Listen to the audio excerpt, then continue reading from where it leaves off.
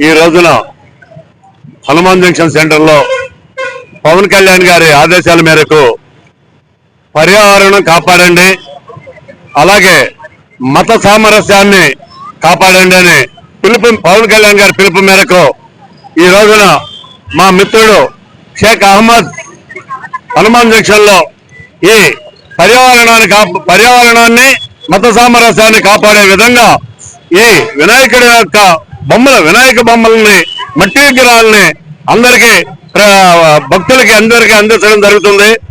చాలా మా మిత్రుడు అహ్మద్కి మేము ధన్యవాదాలు తెలియపరచుకుంటూ, అలాగే ఈ రాష్ట్ర ప్రజలకి ఈ తెలుగు అందరికీ వినాయక చవితి సందర్భంగా ప్రజలందరికీ కూడా మేము పవన్ కళ్యాణ్ గారి ఆదేశాల మేరకు ఈ రెండింటిని ప్రత్యేకంగా కాపాడమనమని, ఎందుకంటే పర్యావరణం మత సామరస్యం ఈ ధ్యేయం మీద పవన్ కళ్యాణ్ గారు మంచి ఆలోచనతో బ్రహ్మాండమైన మా అందరికీ మార్గదర్శకులు అవ్వడం జరిగింది.